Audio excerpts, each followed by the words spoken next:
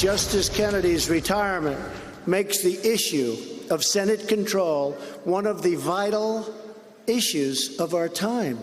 Well, you can say that again. Republicans in the Senate are moving to carry out a swift confirmation of whomever the president puts up to replace Anthony Kennedy, despite their very slim majority. I think that we got plenty of precedent when to have appointments to the Supreme Court and when not to. At this particular time, it's the Senate's obligation to move ahead and do what they should do on these matters. Now, Democrats say that any vote should take place after the midterm elections, especially given that McConnell said they couldn't possibly consider a new Supreme Court justice in the run-up to the last election.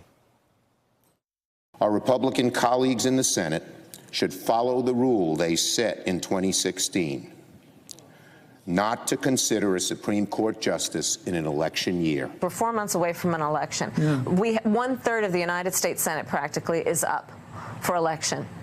The decision that we make is going to have generational impact, and the American people should be able to weigh in.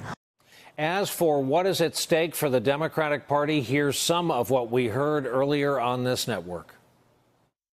It's not acceptable to accept this as a fait accompli. In other words, for the next 3 decades or more, we're going to be run by a 5-4 right-wing court. And just accept that. If you lay down like the experts are saying, and lay down and accept this as history that can't be stopped, you're going to see a political party in serious implosion. You watch. With us for more tonight, Jeremy Peters, political reporter for the New York Times, and Seung-Min Kim, White House reporter for the Washington Post. Welcome to you both.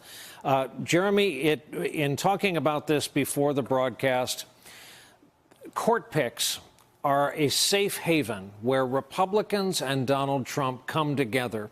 And Republicans, even some never-Trumpers, voted for Trump because of the court. So this is an area where it seems to me it's going to be hard to peel off Republicans if you go with Chris Matthews' argument. Oh, that's exactly right. And everybody says every time there's a 50-50 split issue in the Senate, maybe you can peel away Lisa Murkowski or Susan Collins. It's going to be extraordinarily difficult. You know what else is going to be extraordinarily difficult is the Democrats in red states who are going to be under pressure to support the president's nominee. Could you imagine somebody like a Heidi Heitkamp or a Joe Manchin who is waffling?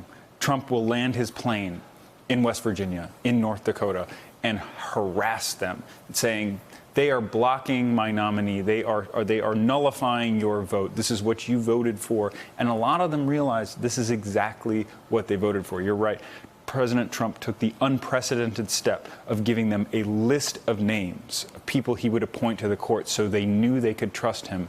This is a solemn pledge between him and his base, and he will not break it.